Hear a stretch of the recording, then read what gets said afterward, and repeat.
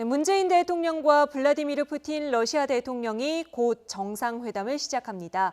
문 대통령은 앞서 어제 일본 도착 직후에 시진핑 중국 국가주석을 만나 한반도 비핵화 문제를 논의하기도 했죠. 네, 주말은 트럼프 대통령의 방한이 이어집니다. 3박 4일간의 한반도 외교전 스튜디오에서 짚어보겠습니다. 오늘 나이트 포커스 신범철 아산정책연구원 안보통일센터장 그리고 정대진 아주대 통일연구소 교수와 함께하겠습니다. 두 분 어서 오십시오. 예, 안녕하십니까? 안녕하세요. 네, 주제어로 좀 정리를 해봤는데요. 먼저 보고 이야기 나눠보죠.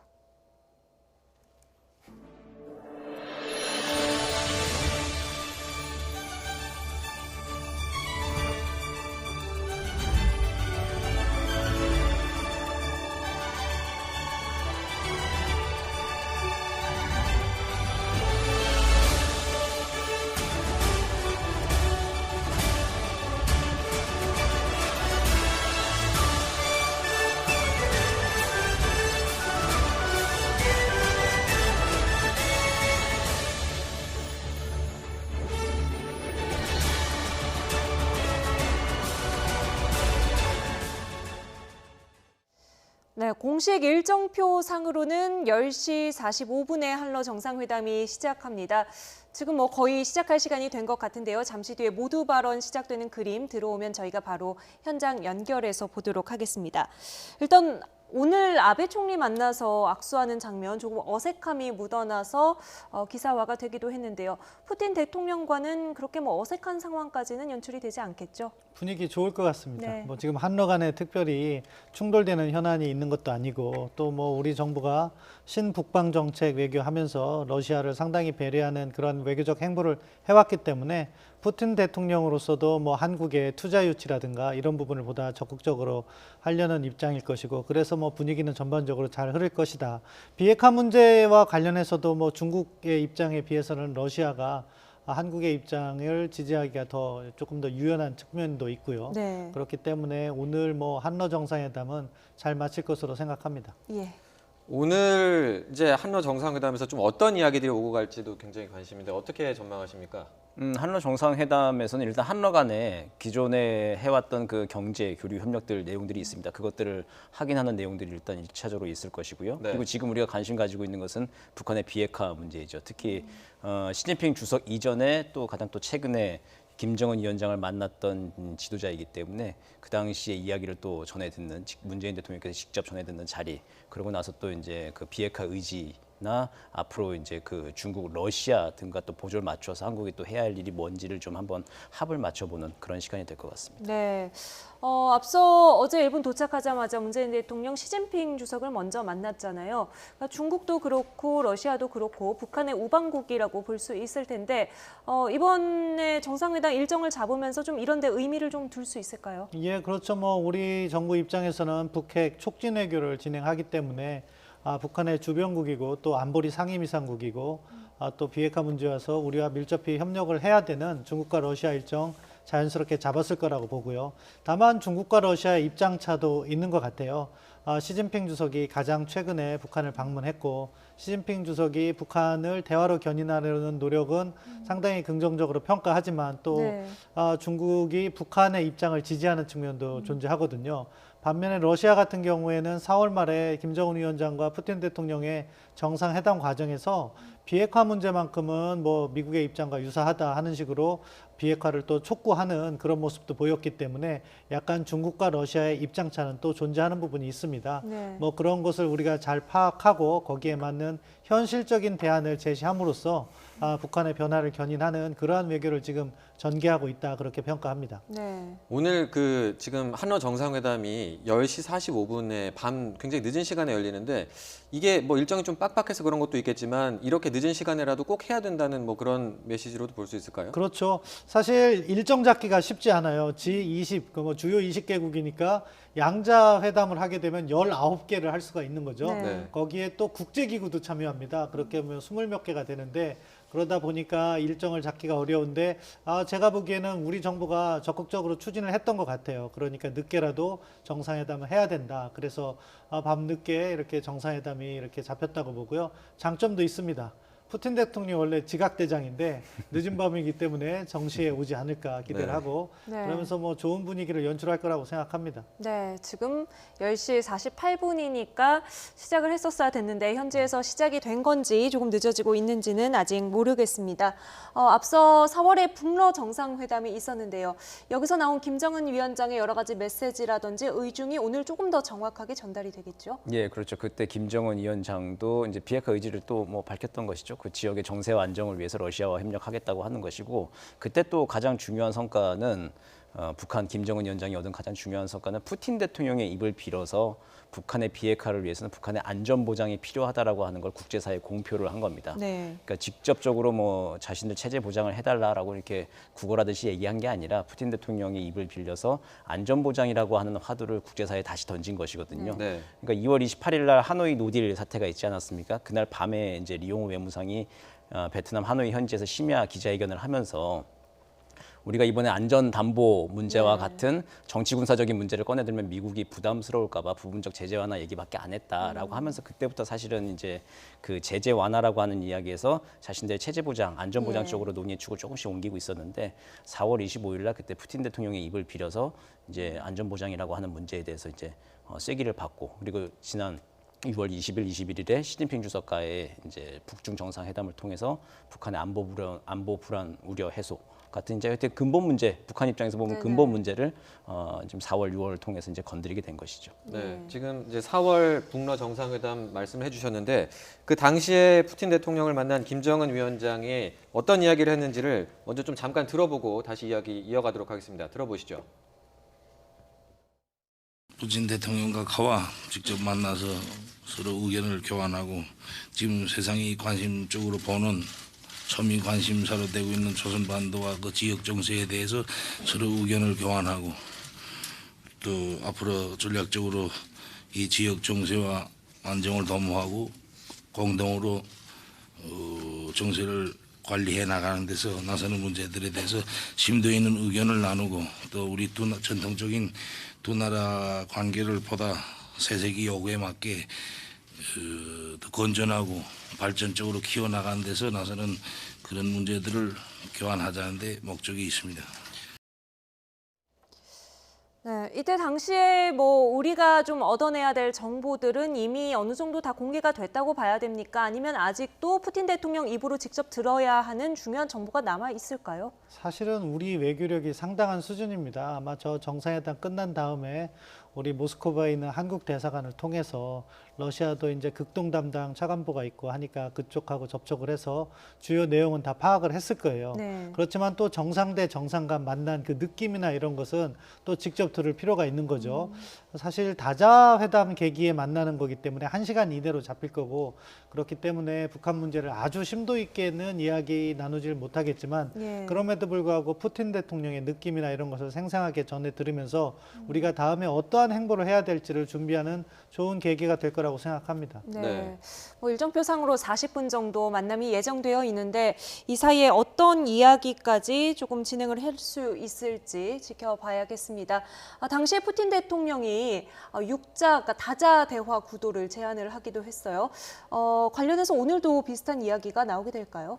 아마 뭐 러시아 입장에서는 뭐 자신들이 전통적인 지분과 영향력을 확인하는 것 이제 그게 가장 최상의 뭐 효과일 겁니다. 이번에 네. 그 한러 정상회담을 통해서 과거 이제 육자 회담이 열릴 때 러시아도 이제 뭐 변방의 그 극동의 이익을 지킨다는 차원에서 이제 한 자리를 차지했었고 앞으로 이제 북한 비핵화 문제가 풀려 나갈 때 이 비핵화 문제라고 하는 게 러시아 입장에서 이제 꽃놀이패와 같은 것이거든요. 네. 원래 이제 유럽 국가의 정체성을 가지고 있지만 저 유라시아 저 극동의 문제에 있어서도 또 한 목소리를 좀 한 몫을 해야 되는 것이기 때문에 그에 대해서 이제 러시아와 한국의 협력 이야기, 원론적인 좀 이야기를 하면서 한반도에 대한 전통적인 영향력 확인. 이제 오늘 아마 그게 러시아의 가장 큰 목표가 되지 않을까 싶습니다. 네. 네, 그 지금 한러 정상회담이 지금 현지에서는 조금 지연되고 있다, 시작이 지연되고 있다 이런 이야기가 나오고 있는 것 같습니다. 저희가 뭐 관련 소식은 들어오는 대로 전해드리도록 하겠고요. 그리고 이제 한반도 외교전이 지금 3박 4일 동안 이제 이어질 거다라고 앞서 말씀을 드렸는데 G20 정상회의 끝나고 이제 내일 트럼프 대통령이 우리나라를 찾고 이제 모레는 한미 정상회담이 예정이 돼 있는데 좀 어떤 일정들이 예정이 돼 있습니까? 예, 뭐 내일 저녁쯤 도착해서 아마 문재인 대통령과 만찬을 할 거라고 생각하고요. 일요일 날에 이제 본 일정인데 오전에는 우리 경제인들과 이렇게 회의가 있다고 하더라고요. 네. 그것을 마친 다음에 정상회담을 하고 오찬을 하고 트럼프 대통령이 뭐 공식적으로 발표는 되지 않았지만 DMZ를 방문할 것으로 네. 알려져 있습니다. 거기에서 무언가 북한과 국제사회에 전달하는 메시지를 발신하고 이제 귀국길에 오를 거라고 생각하는데요. 전반적인 일정이 트럼프 대통령의 방한 목적과 잘 부합한다고 생각해요. 결국 정상회담을 통해서 또 DMZ를 방문해서는 북한에 대한 메시지, 한미동맹에 관한 메시지를 낼 거고 네. 오전에 있는 경제인들과의 모임에서는 결국 미국에 투자해라 또는 다른 각도로 압박을 한다면은 중국하고 거래에 유의해라 이런 미국의 이익을 극대화하는 그러한 방문이 될 건데 네. 우리 입장에서도 철저히 준비를 해서 만약에 미국으로부터의 압력이 있다면 잘 빠져나가는 그런 지혜가 필요하고 지금 뭐 정상회담에 입장하는 그런 과정이 있으신 것 같은데요. 화면을 보니까 아무튼 트럼프 대통령과 정상회담을 잘 마무리함으로써 대화의 추동력을 얻어야 된다고 생각합니다. 네, 지금 현지에서 들려오는 소식은 러시아, 프랑스 정상회담 다음에 러시아와 우리나라 정상회담이 예정이 되어 있다고 하는데 지금 러시아, 프랑스 정상회담도 아직 시작을 못했다고 합니다. 상당히 지연이 되는 것 같아요. 앞서 뭐 푸틴 대통령이 좀 지각대장이다 이런 말씀도 하셨는데 꼭 그것 때문인지는 모르겠고 이 정도 되면 오늘 안에 정상회담 예정대로 이루어질 수 있을까요? 뭐 만나기로 했으니까 만나긴 하겠죠. 네. 근데 이제 그 시간이 좀 많이 좀 줄어들 것 같고요. 아마 이제 푸틴 대통령이 또 이제 본인의 또 캐릭터 습관을 또 일본에서도 지금 또 부리고 있는 것 같습니다. 그렇게 되면은 당초에 두 정상이 좀 염두에 두고 있었던 수준의 심도 깊은 대화까지 이어질 시간적 여유가 될지 좀 걱정이 되는데요. 지금 한러 관계를 생각해 보면은 이제 통상적으로 계속 이제 뭐 교류 협력을 해왔던 관계이기 때문에 외교 관계가 이제 정상적으로 작동을 했던 관계이기 때문에 충분히 한러 사이에 풀어야 할 현안들에 대해서는 대부분 다 실무선에서 이야기가 다 됐을 것이고요. 네. 굵직굵직한 것들을 좀 정상에 만나서 확인하는 그리고 앞으로 이제 비핵화 문제 그리고 한러가 가지고 있는 이제 경제 협력 문제들 확인하는 자리이기 때문에 그렇게 더 많은 시간이 있다고 해서 심도 있는 대화가 더 필요하거나 그런 이슈는 현재로서는 없어 보이거든요. 네. 그래서 만나기만 한데도 그것도 충분한 의미가 있다고 네. 보여집니다. 예상과 달리 언제 시작할지 알 수 없는 상황이 되어버렸기 때문에 저희는 일단 뭐 시작되기를 기다리면서 한미 정상회담 이야기를 조금 이어서 가보도록 하겠습니다. 네. 뭐 일정이 짧기 때문에 뭐 많은 동선을 소화할 수는 없겠지만 그렇다고 해도 트럼프 대통령의 뭐 동선이라든지 일정이 구체적으로 나온 것이 거의 없는 것 같은데요. 뭐 다른 이유가 있을까요? 뭐 사실은 예비로 무슨 특별한 행사를 할 계획도 있었을 가능성은 있어요. 네. 그렇기 때문에 그것을 공개하지 않는 부분이 있는데 아마 지금 워낙 짧기 때문에 지금 알려진 정도의 행보를 하고 가지 않나 싶습니다. 그래서 방점은 오전과 같은 경우에는 우리 기업인들과의 네. 면담을 통해서 미국의 이익을 극대화하는 그런 메시지를 전달할 거고요. 결국엔 뭐 정상회담은 또 트럼프 대통령이 한국에 발신하는 메시지도 있지만 미국 국내에 발신하는 메시지도 있어서 내가 해외에 나가서 이렇게 미국의 이익, 아메리카 퍼스트 강조하는데 그런 부분을 증진시키고 왔다 하는 모습도 보여야 된다고 생각할 거예요. 네. 정상회담과 관련해서는 뭐 이제 크게는 세 파트가 있다고 생각합니다. 북한 비핵화와 관련해서 어떻게 조율을 할 것인가. 지난 4월 11일 날 워싱턴에서 정상회담을 했는데 몇 가지 한미 간에 약간 이견이 있었어요. 우리 정부의 굿 이너프 딜, 그러니까 포괄적 합의, 단계적 이행이라는 우리 제안에 대해서 미국은 아직도 빅딜, 포괄적 합의만을 강조했었는데 네. 그 부분에 이제 접점을 만들어야 되는 거고요. 그리고 또 이제 한미동맹 전반과 관련해서는 전자권 전환이라든가 또 우리가 약간 부담이 될 수 있는 방위비 분담금 이런 문제를 또 트럼프 대통령이 공세적으로 꺼낼 가능성이 있습니다. 네. 거기에 대한 준비도 잘 해야 되는 거고 이제 경제협력 부분과 관련해서는 크게 두 가지죠. 미국에 대한 투자를 늘려라. 다른 한편으로는 이것은 이제 내일 오전에 있을 미중 정상회담에 따라 달려 있다고 보는데 예. 만약에 특정한 합의가 이루어지지 못한다면은 오히려 한국에 와서 중국과의 거래를 중단하라는 강도 높은 압력이 예상되기 때문에 그것도 저희가 준비를 잘 해야겠죠. 네. 그리고 이제 마지막으로 DMZ를 가는데 이게 이제 트럼프 대통령이 아무래도 이번 방한의 하이라이트라고 생각할 겁니다. 네. 그렇기 때문에 거기에서 어떤 연설을 하느냐가 매우 중요할 것이고 국제사회의 관심을 모을 거라고 생각하는데 한 두 가지 정도는 반드시 이야기할 것 같아요. 네. 무엇이냐? 첫째, 2017년 11월에 트럼프 대통령이 방한을 했었거든요. 네. 그때도 DMZ를 가고 싶어 했어요. 근데 그때는 기상관계로 못 갔죠. 이번에 네. 가게 되면 그 둘을 비교할 겁니다. 당시에는 한국에서 전쟁 가능성이 높았는데 내가 북한 김정은 위원장과 만나면서 상황을 반전시켜서 네. 지금 평화가 왔다. 그래서 자기의 외교 정책의 성과를 이야기할 거고 그 다음에는 한미 동맹에 대한 미국의 커미트먼트를 항상 이야기할 겁니다. 네. 공약 같은 걸 이야기하면서 한미 동맹 발전시키겠다.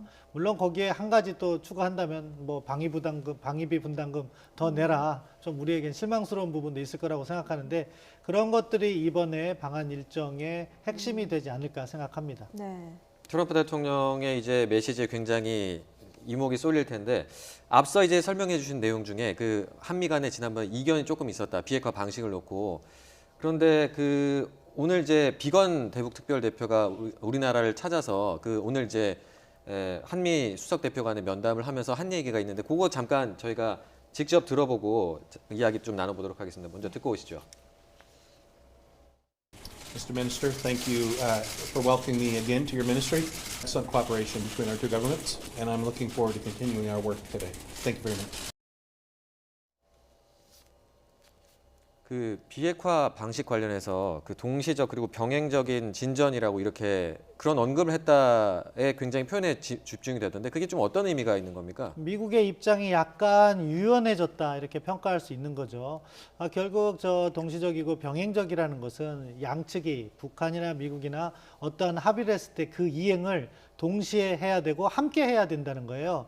그 배경에는 싱가포르 정상회담 합의문이 있습니다. 그 내용을 보면은 1항이 관계 개선이고 북미 관계 개선이고 2항이 평화체제고 항구적 평화체제 구축이고 3항이 비핵화인데 북한은 항상 미국이 비핵화만을 요구하고 미국의 의무, 관계 개선이나 평화체제는 제대로 이행을 하지 않는다 하는 불만을 표해왔어요. 그 부분에 있어서 미국이 강조를 하는 거죠. 북한이 원하는 대로 우리가 동시 이행을 하겠다. 그렇기 때문에 미국의 약간 유연한 입장을 보여주는 건데요. 다른 한편으로는 또 무슨 과제가 있냐. 북한이 원하는 것은 그런 동시적인 이행도 중요하지만 단계적 협상을 받으란 얘기거든요. 네. 그러니까 영변이면 영변 따로 협상하고 그 다음 단계에서 비공개 농축우라늄 시설 따로 협상하고 이렇게 단계로 나가는 게 북한이 원하는 방식의 협상인데 미국은 아직도 포괄적 합의를 하자는 거예요. 네. 비핵화의 최종 상태는 무엇이고 어떠한 로드맵을 거쳐서 거기에 갈 수 있는가 하는 부분 이것이 아직 북미 간의 합의가 되지 않았기 때문에 일단 미국이 유연성은 보여줬지만 아직 뭐 북미 대화가 확실히 진행될 거라는 확신을 갖기에는 북측의 요구사항에는 충족하지 못했을 것이라고 생각합니다. 네, 비건 대표 이번에 방한을 해서 북미 간의 실무진 접촉은 있지 않을까 하는 기대가 처음에 있었는데 지금 그 가능성은 거의 없다고 봐야 되는 상황인가요? 그렇죠. 좀 기대가 굉장히 좀 높았는데 사실 그 미국의 입장은 지금 내놓은 게 새로운 것은 아니고요. 1월 31일 날인가 스탠포드 대학에서 이제 비건 대표가 얘기했던 내용이 다시 또 나온 겁니다. 네. 그러니까 북한의 입장에서 한번 생각을 해보면은 1월 말에 이제 스탠포드 대학에서 비건 대표가 이렇게 얘기를 했어요. 유연한 접근에 대해서 얘기를 했거든요. 네. 그러고 나서 한 달 동안 기대감이 굉장히 높았죠. 그때 또 실무 회담도 이어지고 해서 2월 말에 하노이까지 갔는데 그게 결국은 이제 합의 무산으로 불발이 되고 말았습니다. 이제 그때의 여운 충격이 아직도 좀 있을 것 같습니다. 그 지금 한 4개월간은 그러고 나서 3, 4, 5, 6월 달은 사실 뭐 별다른 이제 이야기 없이 장외전으로 공방을 좀 하면서 뭐 미국의 입장도 다시 선 비핵화로 이제 돌아간 듯한 이제 네. 모습들이 좀 보이고 했기 때문에 북한으로서는 지금 이걸 또 보고 받을까라고 하는 거에 대해서 좀 많이 생각을 좀 하고 있을 것 같습니다. 이걸 받아서 실무 협상을 개시한다고 하더라도 다시 한번 그때 하노이 때 같은 그 악몽이 또 재현되지 않을까 거기에 대해서 굉장히 좀 신중할 것 같거든요. 네. 그래서 이제 북미 실무 협상이 곧 열릴 것 같긴 한데 여러 가지 지금 정황들이 좀 무르익어 가고 있긴 한데 당장 이번 주말에 될지는 그 네. 가능성은 좀 그리 높아 보이지는 않은 상황인 것 같습니다. 일단 북미 간의 대화 경색 국면이 상당히 오래 이어져 왔는데 변화의 기류는 확실히 감지가 되고 있는 거죠. 변화의 기류는 좀 있죠. 있는 것 같은데 이제 이게 지금 내일 이제 미중 정상회담과 한미 정상회담 결과까지 좀 봐야 될 것 같아요. 네. 북한 입장은 한미 정상회담 결과까지를 좀 보고 판단을 하겠다 이제 그런 분위기인 것 같거든요. 그래서 한미 정상회담의 결과를 보고 북한식 표현대로 과연 미국의 셈법이 바뀌었는지 판단을 좀 할 것 같습니다. 북미 정상들 간에 주고받은 친서 내용 보면은 뭐 서로 아주 훌륭한 내용이다, 흥미로운 내용이다, 치켜 세워주는 뭐 그런 표현들이 많이 나왔거든요. 어느 정도 내용이 담겼다고 예상을 해볼 수 있을까요? 뭐 그 친서 때문에 이러한 대화의 동력이 마련됐다 저희가 평가를 하는 거죠. 그리고 흥미로운 부분이 있다는 거. 뭐 일부에서 뭐 여러 가지 경로를 통해서 파악을 해보니까 실무 협상을 제안하는 가능성이 높다 이렇게 보는 건데 네. 과연 실무 협상이 재개될 것이냐? 북한이 그 부분을 언론을 통해서 공개했다는 것은 실무 협상의 재개 가능성을 높게 볼 수 있는 근거가 되기 때문에 이번에 스티브 비건 특별대표가 네. 왔을 때 접촉 가능성이 있지 않느냐 예상을 했는데 시간이 좀 촉박했던 것 같고 당시 김정은 위원장의 이렇게 표현을 보면 심중히 고려해 보겠다 하니까 사실은 바로 가기보다는 한미 정상회담 결과를 보고 가지 않을까 그렇게 생각을 하고 있는 거고 최근 들어서 북한이 발신하는 메시지는 미국에 대해서 상당히 부정적인 메시지도 발신하지만 그 행간을 읽어보면 셈법을 바꿔라 네. 이 이야기가 있으니까 한미 정상회담을 통해서 나오는 그러한 메시지를 북한이 판단해 보고 실무 협상을 갖겠다 하는 그런 모습도 볼 수 있기 때문에요. 일단 중요한 것은 한미 정상회담이라고 보고 그 다음에 이 대화에 또 동력을 잃으면 안 되기 때문에 뭐 7월 초나 7월 중순까지 네. 실무 협상이 재개된다면 다시 한번 새로운 라운드가 시작될 수 있다고 봅니다. 그러니까 지금 북한과 미국의 입장 차가 여전히 큰 상황에서 뭔가 좀 중재할 만한 이런 게 나와야 되는데 그게 뭐가 될지가 굉장히 고민이 깊은 지점일 것 같습니다. 그 문재인 대통령이 중재자 역할을 하려면 이제 그런 중재안으로 양쪽을 다 만족시킬 수 있는 거를 내놔야 할 텐데 좀 어떤 고민을 하고 있을지 그 과거에 이야기를 했던 내용을 잠시 들어보고 저희가 이야기 나눠보도록 하겠습니다. 먼저 듣고 오시죠.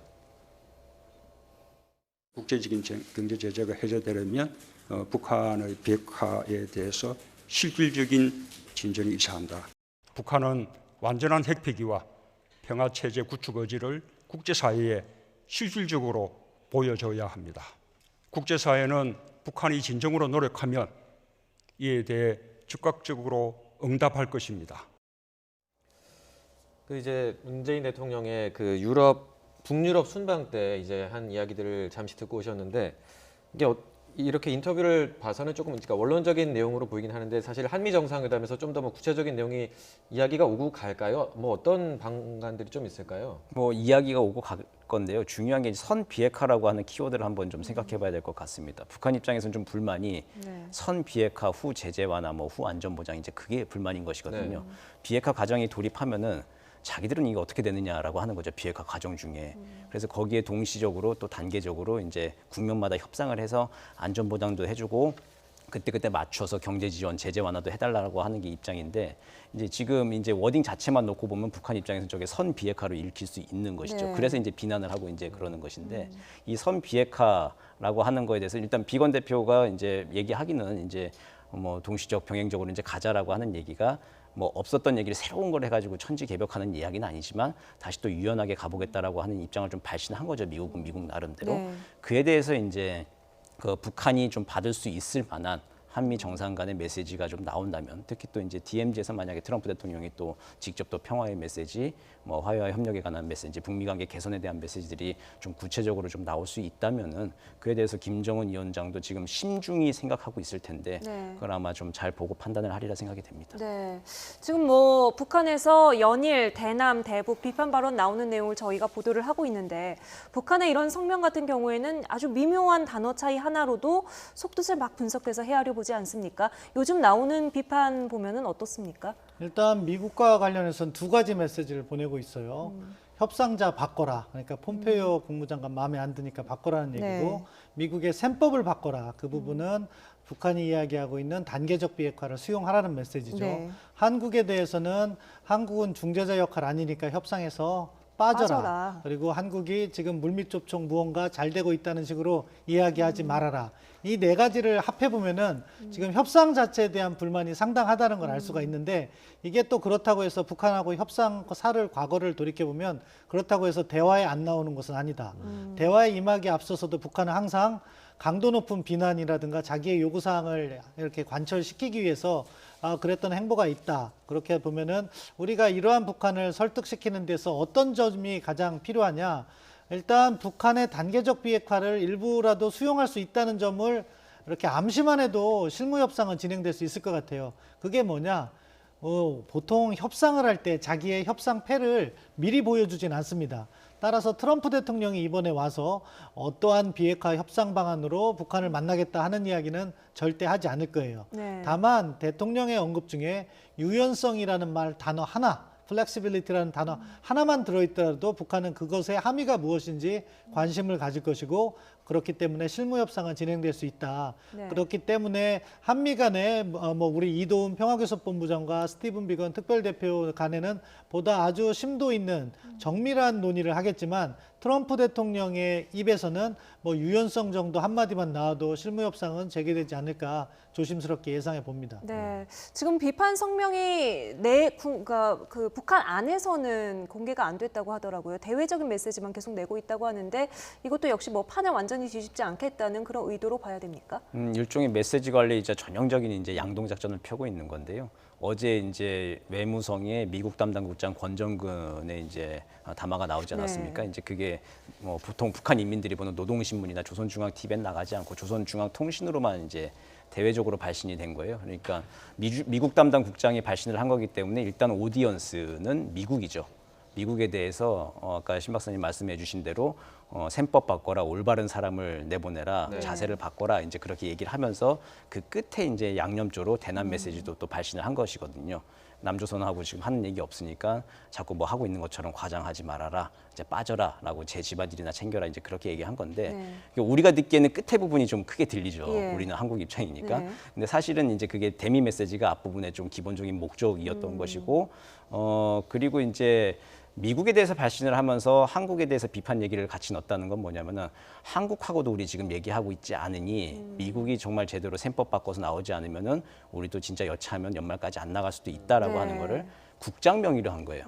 이거를 뭐 외무상, 리용 외무상이 했다거나 뭐 리수영 부위원장이 했다면 이거 굉장히 좀 심각하게 생각해봐야 되는데 국장 명의로 한 건 얼마든지 바꿀 수 있는 것이거든요. 네. 대화를 하겠다는 의지인 것이죠. 근데 이제 대화하기 전에 한 돌을 더 넣는 포석, 이제 그렇게 네. 보여집니다. 협상의 북한의 기술이라고 봐야겠네요. 지금 문재인 대통령과 블라디미르 푸틴 러시아 대통령의 정상회담 관련 소식이 들어와 있습니다. 오사카 G20 정상회의에 참석 중이죠. 문재인 대통령 그리고 푸틴 러시아 대통령 정상회담이 원래는 10시 45분부터 시작될 예정이었는데 지연되고 있다는 소식이 들어와 있습니다.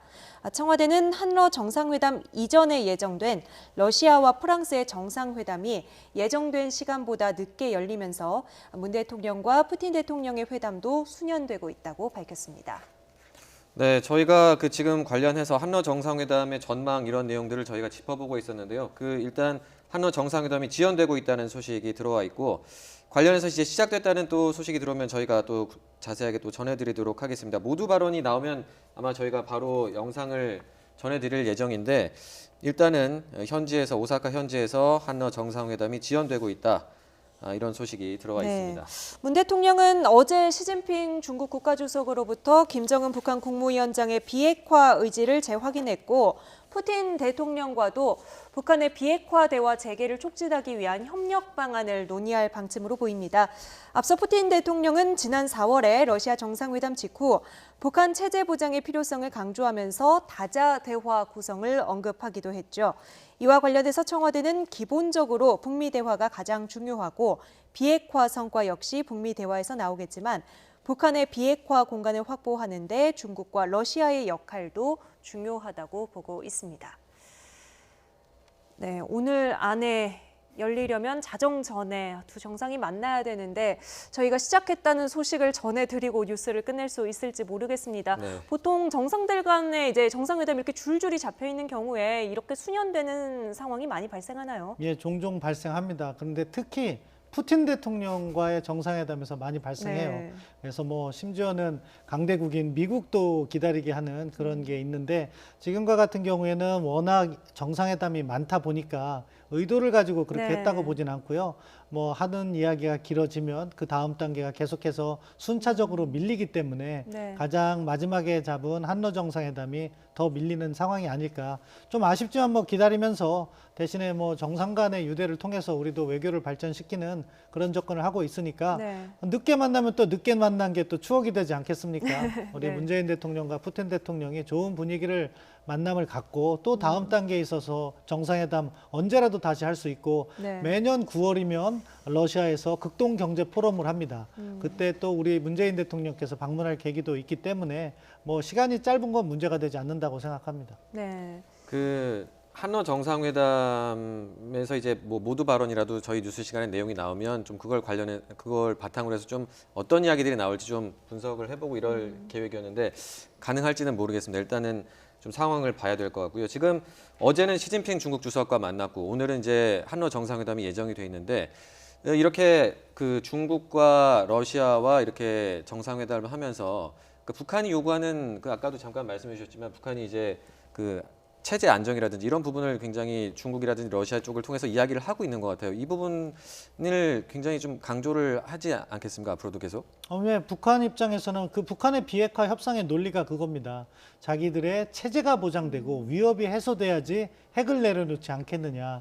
그렇기 때문에 뭐 주변국 만날 때마다 체제 보장 이야기를 해주는 거고요. 그런 부분과 관련해서 아까 정 교수님께서 얘기한 것처럼 선비핵화 후 보상 이런 패턴을 북한이 거부하기 때문에 이번에 스티븐 비건 대북정책 특별대표도 그러한 이렇게 순차적인 게 아니라 동시적으로 가겠다 하는 메시지를 준 거죠. 다만 아직까지는 뭐 북미 간의 차이가 있기 때문에 한 번에 바뀌지는 않겠지만 체제 보장과 관련해서는 미국도 적극적으로 해줄 생각은 있다. 다만 미국이 요구하는 것은 북한의 비핵화 협상과 관련해서 좀 포괄적 합의, 그러니까 계약서를 먼저 쓰고 이행을 하자 그런 취지인데 그 부분은 아직 우리가 북한을 설득하는 과제가 남아있다고 생각합니다. 네. 네. 한러 정상회담 기다리는 와중에 이제 어제 시진핑 주석과의 좀 회담도 좀 정리를 해보면 어제 그 시 주석이 밝힌 내용이 이제 그 한중 정상회담에서 그 앞으로 그러니까 그 대화를 통해서 김정은 위원장이 대화를 통해서 비핵화 문제를 풀고 싶다. 그리고 그 이 문제를 굉장히 그러니까 한국과 화해 협력을 추진할 용의가 있다 이런 또 표현을 했거든요. 그런데 그 지금 북한의 반응은 어떻게 보면 좀 대비되는 부분이 있는 것 같은데 이건 좀 어떻게 해석을 해야 될까요? 뭐 기본적으로 시진핑 주석의 말은 시진핑 주석이 김정은 위원장을 만났던 지난주에 그 워딩인 거죠. 네. 그때 보면 말씀하신 것처럼 크게는 4가지를 이야기했어요. 김정은 위원장 비핵화 의지 있다. 경제 건설을 위해서 노력하겠다. 그래서 주변 환경 개선하겠다. 한국과도 대화할 의지가 있다. 네. 그런데 이제 이번 주, 그러니까 엊그저께부터 북한의 이러한 톤이 바뀌기 시작했는데 이것도 우리가 분석을 해볼 필요가 있어요. 협상을 앞두고 북한이 자기 목소리를 높이는 것인지 네. 아니면은 북미 간의 실무 접촉을 위한 예비 접촉이 있었는데 미측의 대안이 마음에 들지 않았기 때문에 자기의 목소리를 높이는지 그거는 뭐 나중에 밝혀져야 될 과제가 네. 있다고 보지만 그 일주일간의 차이는 있고 그렇다고 해서 북한이 실무협상 자체의 판을 깨려고 하느냐 그건 아니라고 생각합니다. 결국 한미 정상회담의 결과를 보고 북한도 최종적인 결정을 할 것이고 그러한 북한을 견인하기 위해서는 이번 한미 정상회담에서 적어도 뭐 유연성 정도의 어떻게 보면은 우리도 워딩을 만들어내므로 해서 북한을 네. 실무협상으로 견인하는 그러한 과정은 필요하다. 동시에 앞서 청와대가 잘 설명을 했다고 보는데 대화는 지금 미국과 북한 간 양자로 진행될 가능성이 있습니다. 네. 그렇지만 우리는 또 주변국과의 협력을 확보하는 그러한 외교적 공간을 만들므로 해서 역으로 북한을 설득하는 북한이 지금 뭐 우리에게 불만이 있다고 하더라도 뭐 남북 관계가 잘 안 된다면은 북중 관계나 북러 관계 또는 뭐 북미 관계를 통해서 대화를 진전시키면 되기 때문에 우리도 조금 더 여유를 갖고 대화를 임해야 된다 생각합니다. 네. 연일 비난 어조로 북한에서 논평이나 성명이 나오고 있는데 시진핑 주석이 방북했을 때 내놓은 메시지는 그것과 조금 달랐다는 이야기하고 있는데요. 당시 김정은 위원장 어떤 메시지를 전했는지 고민정 청와대 대변인의 목소리로 들어보시죠. 시 주석은 최근 방북 이후 김정은 위원장과의 만남에 대해 다음과 같이 문 대통령에게 전했습니다. 김 위원장은 첫째, 비핵화에 대한 의지는 변함이 없다. 둘째, 새로운 전략적 노선에 따른 경제 발전과 민생 개선을 위해 노력하고 있으며 외부 환경이 개선되길 희망한다. 셋째, 대화를 통해 이 문제를 풀고 싶으며 인내심을 유지해 조속히 합리적 방안이 모색되길 희망한다. 넷째, 한국과 화해 협력을 추진할 용의가 있으며 한반도에서의 대화 추세는 변하지 않을 것이다. 문 대통령은 시 주석과 김정은 위원장과의 회담, 북미 친서 교환 등은 북미 대화의 모멘텀을 높였다고 생각한다며 북미 간 조속한 대화가 이루어지길 희망한다고 말했습니다. 네, 고민정 청와대 대변인의 중국과 한국의 정상회담 내용 듣고 오셨는데요. 그 사이에 푸틴 대통령과 프랑스 마크롱 대통령 사이의 정상회담이 끝났다는 소식이 들어와 있습니다. 조금 늦게 시작했기 때문에 좀 서둘러 진행한 것이 아닌가 싶은데 그렇다면 문재인 대통령과의 만남도 곧 시작했다는 소식이 들어올 것 같습니다. 들어오는 대로 전해드리죠. 일단 시진핑 주석이 전달한 김정은 위원장의 메시지만 봤을 때는 어느 정도 수준으로 우리가 평가할 수 있을까요? 굉장히 적극적이고 이제 평화적인 비핵화 노선을 걷겠다라고 하는 의지를 다시 한번 확인한 것이죠. 네. 물론 여기에 이제 시진핑 주석이 좀 해석도 좀 덧붙여서 이제 얘기가 좀 왔을 거라고 생각이 됩니다. 예. 그래서 중요한 게 뭐냐면 우린 중국의 진위를 파악하는 게 저는 더 좀 중요하다고 생각이 됩니다. 김정은 위원장의 메시지 그렇죠. 위에 덮여 해석이 있는 돼서, 중국의 진위. 북한의 진위를 의중을 파악하는, 간접 파악하는 것도 중요한데 중국의 진위를 직접 파악하는 것도 굉장히 좀 중요하거든요. 이게 중국 같은 경우가 비핵화에 대해서 정말 뚜렷한 목표가 무엇인지에 대해서 조금 애매모호한 면이 좀 있습니다. 네. 그러니까 2009년에 중국 공산당 외사영도 소조에서는 그 한반도, 그러니까 북한의 비핵화보다 지금 한반도의 안정이 중요하다는 취지의 결정을 한 적이 있거든요. 예. 이게 이제 어떤 일부 전문가분들은 이게 북한한테 백지수표를 준 거나 마찬가지다 해석하시는 분들이 있어요. 네. 그 이후에 이제 김정은 위원장이 집권을 하고 핵 개발에 굉장히 박차를 가했기 때문에 네. 그러니까 중국이 북한 비핵화에 대해서 이게 우리의 전략적 목표다라고 하는 명시적인 그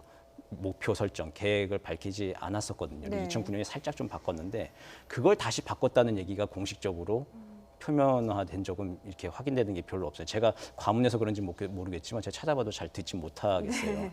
그러니까 뭐 중국이 미국과 함께 이제 전략적 목표가 비핵화에 있다라고 하는 그런 식의 이제 분위기 감지, 그러니까 언사들은 많이 있지만 예전에 2009년도에 그 결정이 정말 공식적으로 바뀌었는지에 대해서는 아직까지는 이렇게 정확하게 확인이 되고 있지 않은 측면에서 중국의 진위가 비핵화에 대해서 가지고 있는, 특히 한반도에서 지금 상황에 그냥 만족하고 있는 것인지 네. 비핵화가 정말 중국이 원하는 것인지에 대해서는 그 진위 파악도 우리 입장에서는 굉장히 좀 중요한 것이죠. 네, 이번에 중국 시진핑 주석과의 만남에서 우리로서는 조금 지나간 얘기로 여겨졌던 사드가 다시 등장을 했거든요. 이것도 어떤 중국의 진위를 파악해야 되는 지점입니까? 뭐 사드 문제를 꺼낸 것은 사실 그 다음 논의되었던 화웨이 문제라고 생각합니다.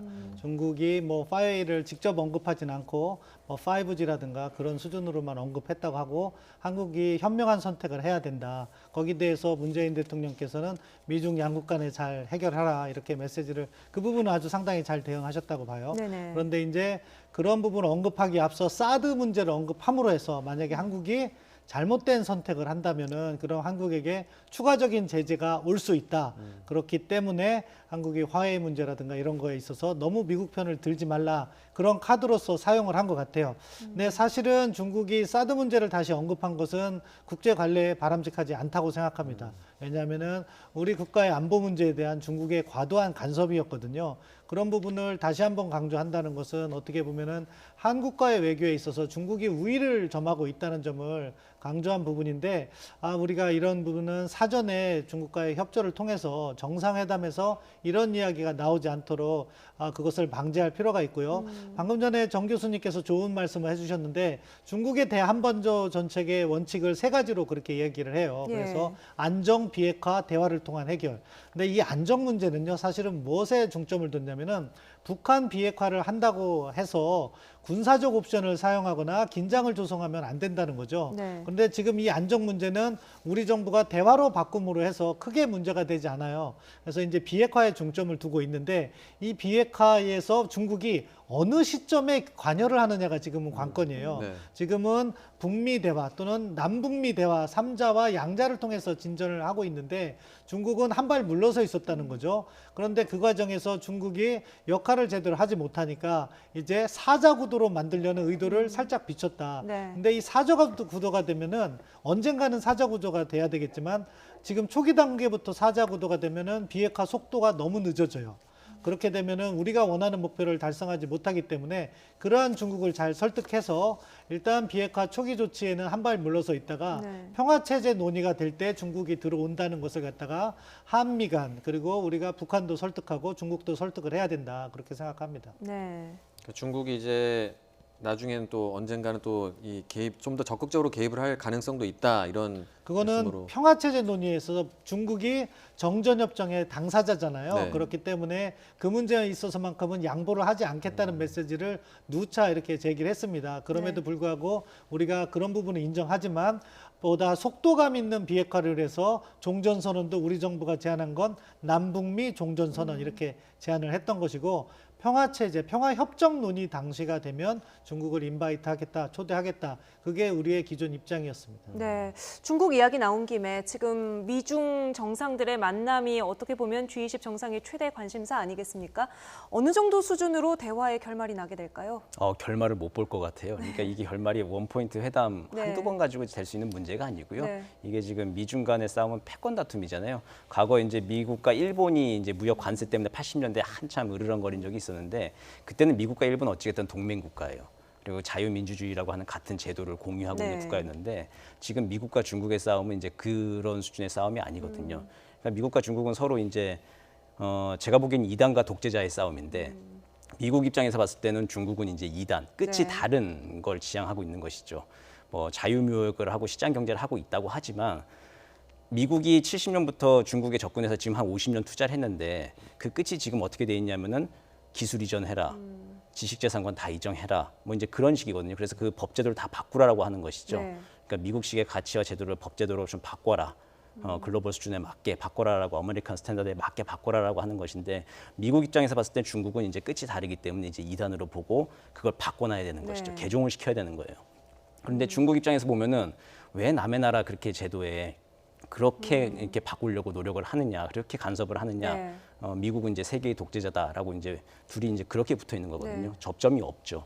이거는 그냥 한두 번으로 끝나는 게 아니라 아마 우리 세대가 한 20, 30년 정도 이게 쭉 계속 볼 새로운 이제 네. 냉전, 새로운 뉴노멀의 시대가 지금 열리고 있다, 이제 그렇게 보여집니다. 그럼 센터장님은 네, 어떻게 내일 전망하십니까? 저도 그 부분은 동의해요. 우리 네. 정 교수님께서 이번에 한 번에 끝날 문제는 아닙니다. 네. 왜냐하면은 내일 뭐 만나서 어떠한 합의문이 준비되어 있다고는 예. 하더라고요. 서명을 하더라도 시간이 지나면 미국은 중국을 또다시 압박한다. 왜냐하면은 이거는 큰 흐름에서는 패권 경쟁이기 때문에 네. 도전하려는 중국을 그대로 놔둘 수가 없는 거죠. 그렇지만 일단 내일 당장 어떠한 합의문에라도 동의가 이루어지면 그 다음에 한국에 와서 우리 정부에 대한 압박 수위가 낮아질 수가 있어요. 네. 그러니까 임시적으로라도 일정한 합의가 있기를 좀 바라는 마음이고요. 우리가 이제 중국 정책이나 한미 동맹을 관리함에 있어서 이러한 양쪽으로부터 오는 압박을 잘 회피하기 위해서는 우리가 제일 중요한 것이 경제 다변화예요. 중국으로부터 너무 무역 의존도가 높아도 안 되고 미국만으로도 이렇게 해도 안 됩니다. 그렇기 때문에 뭐 동남아라든가 유럽이라든가 중남미 쪽으로 쪽으로 우리의 경제 협력을 다변화시켜야지 우리가 그런 압박에서부터 보다 독자적인 목소리를 낼 수 있다. 이것도 우리의 중장기적인 외교 전략 차원에서 반드시 고려해야 될 부분이라고 생각합니다. 네. 내일 뭐 일본을 떠날 때 두 정상 가운데 누가 조금 더 개운한 표정을 짓고 누가 조금 더 찝찝한 표정을 짓는지 자세히 좀 지켜보도록 하겠습니다. 아직도 지금 일본 오사카 현장에서는 문재인 대통령과 푸틴 러시아 대통령 만났다는 소식이 들려오지 않고 있는데요. 프랑스와 러시아의 회담이 조금 예상보다 일찍 끝났기 때문에 아마 연달아서 바로 예정된 일정을 소화할 것으로 예상이 되긴 합니다만 잠시 뒤에 소식이 들어오면은 전해드리도록 하겠습니다. 지금 주말 그리고 휴일까지 한미 정상회담 예정이 되어 있으니까 이 얘기를 조금 더 나눠보면서 기다리면 좋을 것 같은데요. 지금 아까 앞서 우리가 이야기를 하면서 실무 협상에 대한 이야기를 많이 나눴습니다.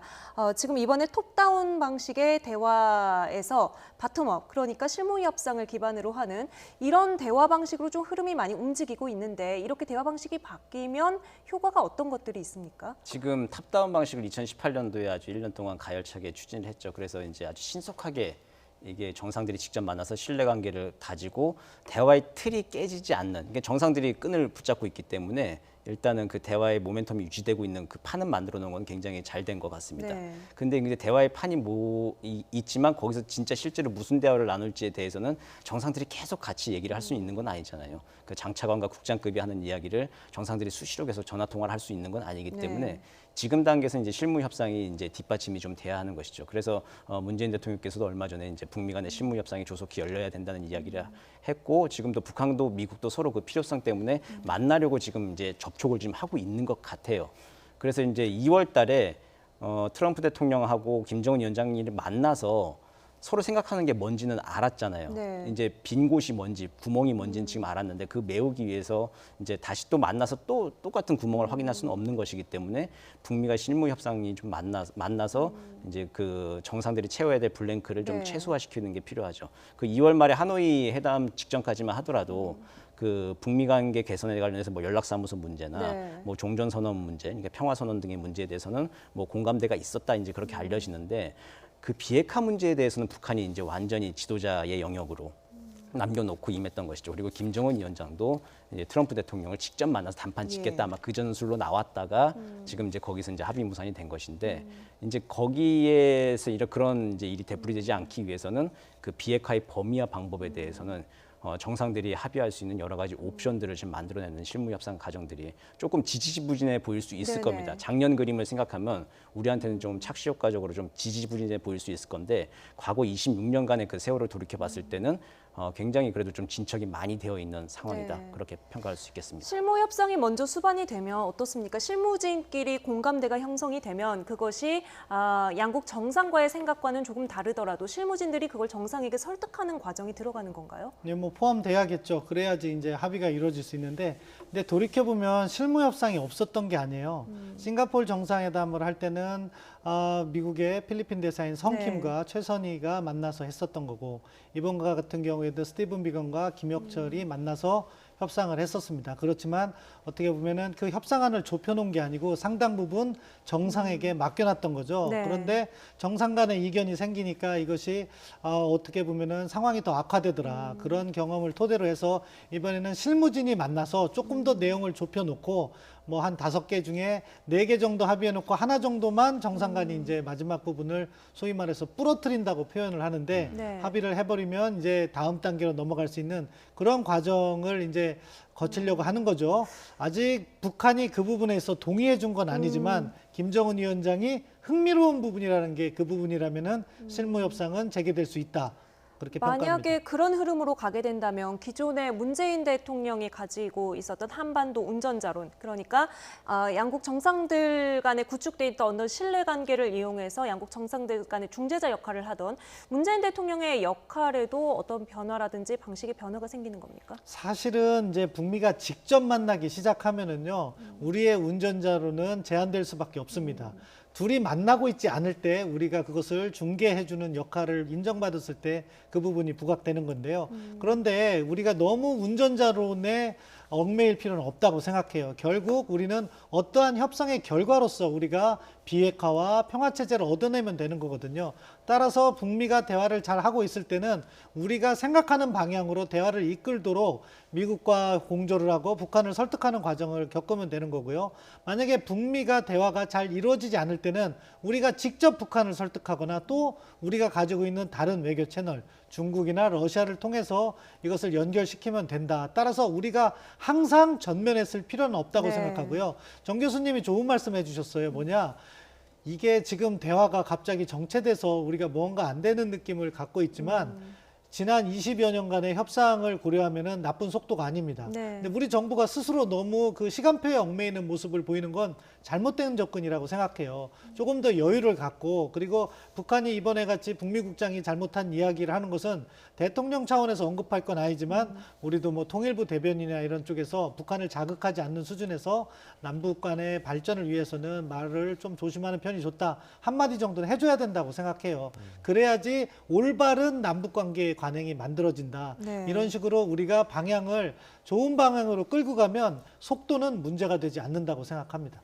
그 센터장님, 근데 그 이제 실무 협상을 통해서 최대한 이견을 좁혀놓고 이제 결국 양 정상들이 결론을 내야겠지만 그게 어쨌든 이제 어느 한쪽이 좀 양보를 해야 되는 측면이 많이 있어 보이고 그게 이제 좀 어디서 타협점이 생길까 이런 의문이 생기는데 근데 지금 시간이 마냥 있는 건 아니잖아요. 사실 내년 또 미국 정치 상황도 있고 그래서 이게 시간이 촉박한 것 같은데 어떻게 올해 안에 좀 뭔가 결과가 나올 수 있을까요? 어떻게 보십니까? 결국 뭐 지금 당장은 양보를 어느 쪽도 안 하려고 하기 때문에 네. 사실은 아이디어가 중요하다고 생각해요. 그 아이디어의 출발점은 하노이 정상회담 결렬이 되는 거죠. 그때를 한번 복귀해 보실까요?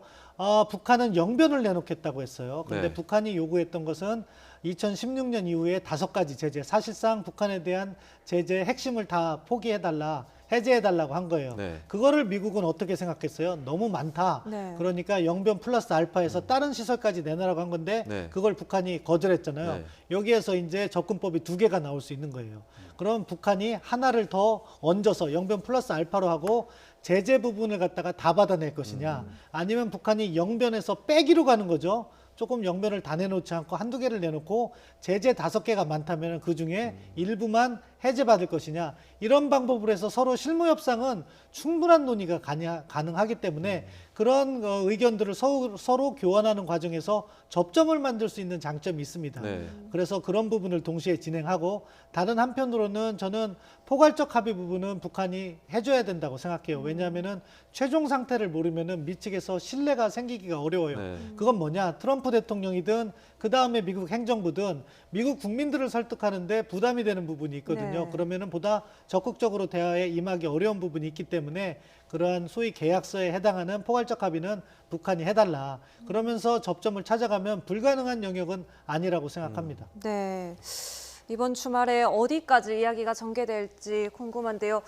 DMZ 방문은 지금 뭐 확정이 된 건 아닌 것 같습니다만 트럼프 대통령이 아직 말을 할 수 없지만 뭐 놀라게 될 것이다 이런 말을 이제 미국 현지에서 했었거든요. 그때 트럼프 대통령은 어디까지 좀 생각을 하고 있었던 걸까요?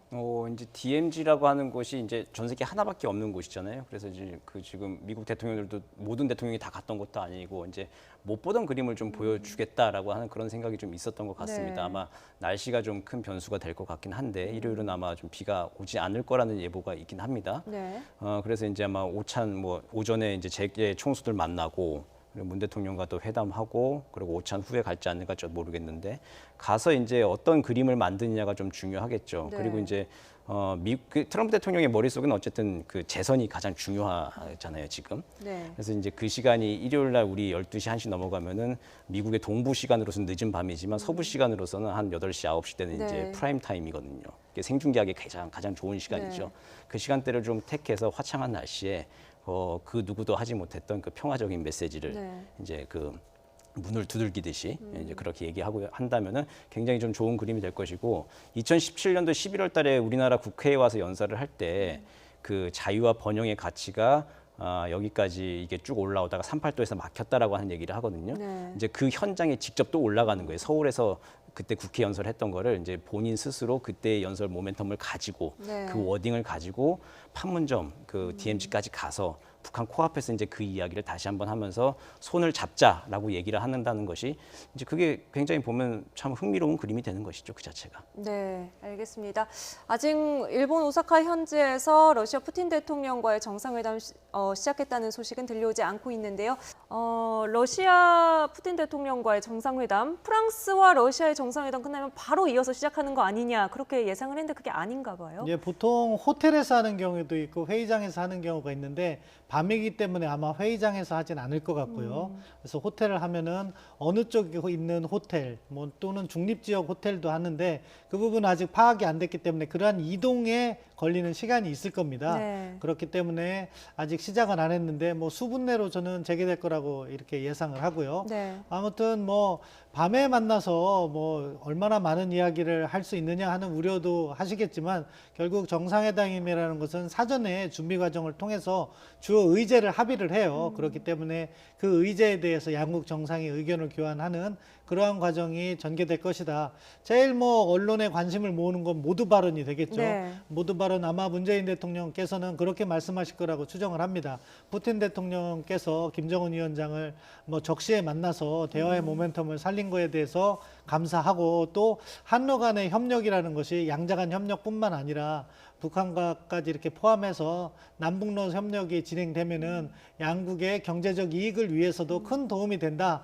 이런 방식으로 말씀을 하실 거라고 생각하고 푸틴 대통령도 문재인 대통령의 평화적 노력에 사의를 표하고 이런 것을 통해서 뭐 한러 관계 또 러시아 극동 지역의 경제 협력을 확대해 나가자 그런 덕담이 오가는 자리가 될 거라고 생각하는데요. 네. 뭐 시간이 늦어져서 조금 안타깝지만 그럼에도 불구하고 이렇게 정상회담을 함으로써 네. 그 다음 단계 뭐 양자 방문이나 할 때 보다 긴 시간을 갖을 때 좋은 분위기를 연출할 수 있는 그런 바탕이 되는 거죠. 네. 지금 상황상 그러면 아까 말씀해 주신 것처럼 정해진 의제들이 있지만 이제 20분만 있으면 이제 자정이 넘어가고 이런 상황이니까 뭐 조금 더 이런 의제에 조금 더 집중해서 뭐 진행을 하거나 이런 방식으로도 현장에서 가능한 뭐 할까요, 현장에서 그렇게? 조정은 항상 가능합니다. 네. 뭐 이제 아무래도 강대국이잖아요. 그러면은 러시아 같은 경우에는 약간 일방적으로 진행하는 부분도 있어요. 네. 그래서 뭐 피곤하니까 시간을 40분이었던 걸 20분 줄여 하자 그렇게 이야기할 수도 있는데 이번 뭐 다자계기에서 만나는 정상회담은 일단 만남 자체에 가장 큰 의미가 있는 네. 거니까 뭐 그런 시간에 저희가 구애받을 필요는 없다 그렇게 생각합니다. 네. 푸틴 대통령과의 만남에서는 끝나고 어떤 정도의 발표가 나오면 우리로서는 뭐 아주 훌륭한 회담이었다, 훌륭한 만남이었다라고 평가를 할 수 있을까요? 뭐 우리 한국 정부의 그동안의 이게 평화를 향한 노력을 일단 지지를 표시한다. 이제 네. 그 정도가 아마 러시아가 해줄 수 있는 뭐 최대의 워딩이라고 생각이 됩니다. 뭐 이제 북한 비핵화만 이제 한러 간의 관계의 주요 현안이 아니라 한러 간에는 지금 이제 교류 협력이 굉장히 좀 깊죠. 한 2020년까지 뭐 교역량도 한 300억 불까지 늘리고 그리고 인원 교류 인원도 한 100만 명까지 이제 가겠다라고 하는 목표를 세우고 지금 한러 관계가 굉장히 좀 가속화되고 이제 깊어지고 있는 시점인데 그리고 문재인 대통령하고 푸틴 대통령이 뭐 한두 번 만난 사이가 아니라 네. 문재인 대통령 취임한 이후에 벌써 지금 한 5번째인가 만나는 사이로 좀 알고 있습니다. 그리고 한 1년 전쯤에 또 문재인 대통령이 모스크바 국빈 방문을 한 적이 있고요. 그래서 이제 벌써 이제 구면이고 이제 오래된 친구 관계처럼 만날 수 있는 것이죠. 그러니까 늦은 밤에 만난다 하더라도 뭐 그동안에 뭐 개인사적인 뭐 이렇게 안부도 좀 묻고 네. 그리고 이제 우호적인 좀 분위기 속에서 평양 갔다 온 이야기 듣고 그리고 또 이제 한러 간에 또 좀 풀어보는 현안들이 아마 있을 거예요. 조정이 된 네. 현안들이 있을 건데 그거에 대해서 이 문제 이렇게 앞으로 누구누구와 함께 얘기하도록 우리가 만나도록 해보자, 계속 논의하자라고 하는 네. 이야기 정도 그러고 하고 뭐 다음에 언제 한번 또 동방경제포럼 가서 만난다든지 이제 그런 약속을 잡는 정도 그리고 이제 러시아 입장에서는 한국의 노력에 계속 지지를 표하고 비핵화를 위해 적극 협조하겠다라고 하는 그 정도 워딩이 나오면은 아주 뭐 네. 의미가 있는 회담이 될 것 같습니다. 네, 이 질문까지 드릴 시간적 여유가 안 될 거라고 저는 생각을 했었는데 이야기가 길어지다 보니까 여쭤볼 수 있게 됐습니다. 우리에게는 참 가깝고도 먼 나라인데 일본의 아베 총리와의 회담은 성사가 되지 않았고 앞서 두 사람 뭐 8초간 악수를 했다 이런 보도가 나오기도 했습니다. 앞으로의 좀 한일 관계 그 장면을 보면서 좀 어떻게 진행이 되겠다라고 전망을 하셨습니까? 뭐 지금 한일 관계가 안 좋은 건 이미 잘 알려진 사실이죠. 뭐 강제징용 문제도 그렇고 뭐 우리 입장에서는 아베 총리의 역사 수정주의나 이런 것을 용납할 수 없는 부분도 있고요. 그럼에도 불구하고 양국에서 협력의 필요성에 관한 목소리도 서서히 점점 증가하는 것도 사실입니다. 네. 그런 것에 힘입어서 관계를 발전시켜야 된다. 근데 지금 아까 오면서 보도를 보니까 강경화 장관과 고노 외상이 만남을 가졌다고 합니다. 예. 그것은 또 내일 극적으로 정상회담이 개최될 계기가 또 마련될 수도 있는 거죠. 당장 내일 정상회담이 개최된다 해도 합의가 이루어지긴 어려울 거예요. 그럼에도 불구하고 내일이 합의점이 아니라 새로운 합의의 출발점을 만들면 된다. 그런 측면에서는 양 정상이 조금씩 유연성을 발휘하면 좋을 것 같다는 생각을 합니다. 그 약식으로라도 아베 총리와 어떻게든 만남이 이번 G20 정상회의 기간에 성사가 되면 그것 자체만으로도 어느 정도는 의미가 있을 수도 있는 거겠죠. 예, 그것을 출발점으로 해서 무언가 풀어가겠다는 약속을 한다면 의미 있는 만남이 되겠죠. 일본으로서도 이제 자신들이 한국에 대해서 불편함을 보이기 위해서 계속해서 정상회담을 확정하지 않고 조금 미뤄왔다고 네. 보는데, 거꾸로 보면은요, 사실 자기 나라에서 개최되는 외교적 축제인데 주요 파트너국인 한국과 정상회담을 하지 않는 것은 일본 외교도 부담이 되는 거예요. 네. 그렇기 때문에 오늘 외무부 장관 간의 회담이 잘 된다면 내일 정상회담이 개최되고, 그 정상회담을 통해서 무언가 합의가 이루어지지 않더라도 앞으로 만들어 나가자, 그런 메시지만 발생된다고 하더라도 과거에 비해서 한 번 더 진일보된 것이다, 그렇게 평가할 수 있겠습니다. 네. 네. 그래서인지 우리 정부가 한일 정상회담은 없다라고 발표를 한 이후에도 계속해서 일본에서는 내부적으로는 아직 결정되지 않았다, 마지막까지 좀 여지를 두는 모습이었거든요. 네, 그렇죠. 외교 관계라고 하는 게 전부 아니면 전무의 싸움은 아니에요. 그러니까 다 여지를 남겨두고 이제 계속 가야 하는 것이고, 상대에게도 여지를 주고 또 우리도 상대를 위한 여지를 좀 남겨놔야 하는 것이거든요. 근데 지금 여러 가지로 조금 뭐 외교라고 하는 것이 이제 대내 정책의 국내 정책의 네. 연장이다 보니까 어느 나라든지 어느 나라든지 다 보면 좀 이렇게 외교 관계를 놓고 좀 조급증을 좀 내는 면들이 좀 있죠. 네. 일본과 입장에서 한번 생각을 좀 해보면은 7월달에 참의원 선거가 있고 그렇게 되면은 아베 총리는 전후 최장수 총리의 기록은 이제 깼고, 이제 연말이 되면 참의원 선거 이기고 연말이 되면은 헌정사상 최장수 총리에 이제 오르게 되거든요. 네. 그런 유산을 좀 만들기 위해서는 어쨌든 7월 전에 선거 국면에서 좀 대내적인 그 표심을 좀 다질 필요가 있죠. 근데 그 대내적으로 지금 한국에 대한 감정이 좀 안 좋은 측면이 많죠. 그렇기 네. 때문에 지금 주최국으로서 좀 부담을 지고서라도 저렇게 네. 지금 우리와의 정상회담을 좀 보류하고 있는 것인데, 극적인 반전의 가능성이 있다고 보여집니다. 신 박사님 말씀하신 대로 문 대통령 안 만나고 보내게 되면 이게 또 일본이 정말 이게 지도자의 위상을 가진 국가로 거듭나는데 외교 프로토콜을 또 어기는 것이 가능을 네. 또 어기는 것이기 때문에 부담이 되는 선례가 되거든요. 그 점에 대해서도 일본도 좀 다각도로 좀 고민을 좀 하고 서로 좀 면이 상하지 않는 선에서 좀 접점이 좀 극적으로 좀 마련되기를 기대해 봅니다. 한일 관계는 지금 시점에서 한일 관계는 한반도 비핵화 대화를 풀어가는데 어떤 변수들을 만들 수 있습니까? 큰 흐름에서는 반드시 필요한 부분인데 지금 당장은 아니에요. 그러니까 우리도 시간적인 여유가 있어요. 네. 비핵화 문제만을 보고 한일 협력을 이야기한다면 왜 그러냐? 지금은 북한도 그렇고 미국도 그렇고 중요한 계기를 푸는데 양자로 가고 싶어 하는 부분이 있어요. 네. 그러니까 북한도 최근 성명에 보면은 미국을 만나겠다고 하는 거고, 미국도 실무 협상을 제안하면서 북한을 직접 만나는 거죠.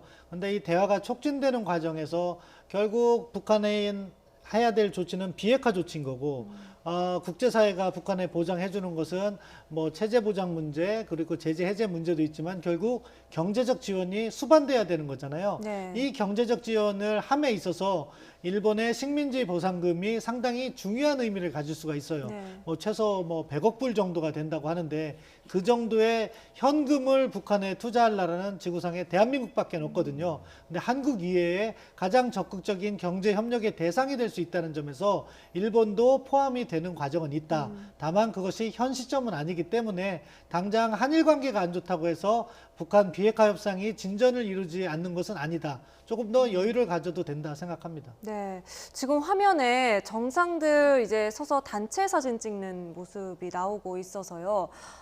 정상들 자리는 누가 정하고 이 자리에도 다 의미가 있습니까? 보면은 우리나라 정상은 몇 번째 줄 어디 누구 옆에 서 있나 국민들로서는 찾아보게 되잖아요. 거기에도 어떤 의미들이 다 담겨 있습니까? 이제 그 주최국이 이제 정하게 되는 것인데 G20이 이제 계속 돌아가면서 하잖아요. 이제 그 순례에 맞춰 가지고 이제 자리를 이제 좀 섞는 것이죠. 그 G20의 이제 그 관행에 따라서 이제 자리를 배치를 좀 하는 것이고, 그건 이제 주최국이 이제 전적으로 결정을 하는 상황인데, 네. 정상회의장이 지금도 이제 푸틴 대통령과 정상회의가 지금 잘 안 열지, 지금 늦어지고 있는 것도 지금 저기 세계 정상이 20명 넘게 지금 모여 있어요. 저기는 진짜 전쟁판과 같습니다. 의전으로 본다면은 네. 정상들도 엘리베이터를 잡아 타지 못하는 상황들이 계속 빚어지거든요. 네. 지난번에도 아마 우리 문재인 대통령도 아마 엘리베이터를 타지 못해서 저 단체 촬영하는데 서지를 못한 적이 있었어요. 예전에 다자회의에서도 네. G20이었던 것 같은데, 그렇게 굉장히 좀 복잡한 그림들이 펼쳐지고 있는 곳이기 때문에 뭐 내일 일본과의 만남도 그 복잡한 가운데 극적인 반전도 한번 기대해 볼 수도 있을 것 같고요. 네. 그리고 푸틴 대통령도 만나기로 했으니까 지금 또 만나겠죠, 조금 있다가.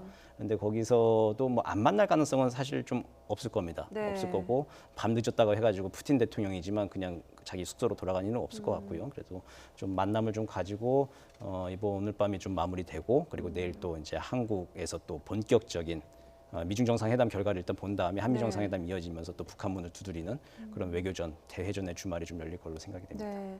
청와대에서 공개한 대기실 사진을 보니까 정말 온 나라 정상들이 다 뒤섞여가지고 이야기를 하는 모습이 굉장히 재미있었거든요. 정상회의를 따로 잡지 않더라도 그런 자리에서 나누는 대화를 가지고 어떤 외교적인 문제를 풀어가는 그런 모습들도 현장에서 많이 발견이 되나요? 예, 뭐 근데 외교적인 현안을 푸는 거는 약간 조금 거리는 있어요. 왜냐하면은 결국 외교적 현안이라는 것은 양국 간의 이해가 첨예하게 대립되는 부분이기 때문에 뭐 기업 비즈니스 하듯이 사장 간에 합의만 되면 되는 문제가 아닙니다. 그렇기 네. 때문에 현안을 갖다 현장에서 즉석으로 풀기는 쉽지 않다. 그럼에도 불구하고 정상 간 유대가 강화되다 보면은 그 문제를 풀어가는 데 있어서 공감대가 형성될 수 있고, 다음 기회에 이 외교는요 어느 한 단면만을 잘려보면은 아무것도 안 되는 것처럼 볼 수 있지만, 이것을 갖다가 연속선상으로 보면은 어느 시점에선가는 또 풀리는 시점이 있거든요. 네. 그 시점의 이전 과정은 그것을 만들기 위한 준비 과정이 되기 때문에 이렇게 다자 정상회담 계기에 다른 나라의 정상들과 유대를 강화하는 것은 외교적으로 좋은 기회가 될 수밖에 없는 거죠. 네. 이거는 조금 다른 얘기인데, 제가 아까 센터장님께서 그 설명해 주신 북미 비핵화 협상 과정에서 그 북한과 미국이 서로 이견이 있는 부분, 그러니까 영변 핵시설 그리고 제재 해제 뭐 개수라든지 이런 부분을 놓고 조금 조율의 가능성이 있다고 말씀하셨는데, 그거 관련해서 뭐 중국이라든지 러시아가 그러니까 지금 서로 좀 못 믿는 불신의 그런 벽이 높은 거잖아요. 그래서 중국이나 러시아가 뭐 그걸 보증인처럼 나선다든지 그런 식의 좀 영향을 행사할 가능성은 전혀 없을까요? 러시아나 중국은 그런 역할을 하고 싶어 하는 거죠. 그러니까 다자 체제를 러시아 같은 경우에 선호하는 거고, 네. 중국도 이런 문제에 관여를 하고 싶어 하는 거죠. 결국 보증인이 된다는 것은 외교에는 공짜 점심이 없다는 말이 있듯이 어떠한 역할을 하면 그에 대한 자신들의 권리를 찾을 수가 있는 거예요. 네. 러시아가 뭐 육자회담, 다자 이렇게 안보 체제를 이야기를 하는 것은 그 다자 안보 체제를 러시아가 주도하게 돼 있어요. 육자회담을 보면은 워킹 그룹을 만들기로 했는데 다자 안보 체제와 관련해서는 러시아가 의장국이에요. 그렇기 때문에 러시아는 그 메커니즘을 확보하고 거기에서 자신의 리더십을 발휘하기 위해서 다자 협상을 얘기하는 거고, 네. 중국과 같은 경우에도 평화체제 논의에 참여를 함으로써 중국의 동의가 없이는 협상이 진전이 못 되는 거죠. 그건 뭐냐? 다른 한편으로 한반도에 있어서 미국의 영향력을 가능하면 빼는 방식으로의 평화체제를 구축하겠다는 것이 중국의 전략적 속셈인 거고, 네. 그거를 갖다가 확보하기 위해서 보증인 역할을 자임하는 것이다. 그렇기 때문에 누군가가 어떠한 역할을 한다면 그거에 대한 보상도 해야 된다는 것을 외교에서는 항상 염두에 둬야 된다고 생각합니다. 다자회담 관련해 가지고는 네. 이제 러시아가 이제 그 동북아 다자안보 체제의 의장국 역할을 하는 거, 2007년도 2.13 합의에 따른 그 역할을 하는데 러시아는 분명 관심이 있고, 중국 입장에 조금만 첨언을 해본다면은 미국이 참여하는 다자회의에서 중국이 의장국을 한 게 육자회담이 거의 유일하죠. 이제 그게 한 7, 8년 동안 지금 그 동력을 잃어버리고 말았지만, 어쨌든 중국으로서는 미국이 참여하는 다자회의에서 의장 역할을 하고 한반도 비핵화, 동북아 문제에 있어서 좀 큰 영향력을 행사했던 좋은 추억이랄까요? 이제 그런 것들이 있죠. 그래서 한동안 뭐 미국도 그렇고 우리도 그렇고 한 2007, 8년부터 한 10여 년간은 중국 외주론이라고 불러도 될 만큼 중국 보고 좀 역할을 해달라라고 하는 게 굉장히 좀 줄기찬 주문이었죠. 한 10여 년간, 2010년대 초반까지만 하더라도. 네. 이제 근데 이제 상황이 바뀌어서 남북미가 직접 대화를 하는 상황이 된 와중에 중국은 작년에 이제 약간 좀 한 발을 좀 빼는 모습이었다가 지금 다시 이제 이 한반도 비핵화 문제, 동북아 평화 문제에 있어서 좀 적극적으로 개입을 하고 있는 모습이다. 이제 그렇게 보입니다. 네, 문재인 대통령과 푸틴 러시아 대통령의 만남이 예정됐던 시간보다 지금 1시간 이상 지연이 되고 있습니다. 저희는 24시간 뉴스를 방송하기 때문에 두 정상 만났다는 소식 들어오면은 바로 다음 뉴스에서 이어서 전해드리도록 하겠습니다. 오늘 두 분 긴 시간 정말 G20 정상회의 한반도 외교전의 전후 좌우를 다 훑어주셨습니다. 신범철 아산정책연구원 안보통일센터장, 정대진 아주대 통일연구소 교수와 함께했습니다. 두 분 오늘 말씀 감사합니다. 고맙습니다.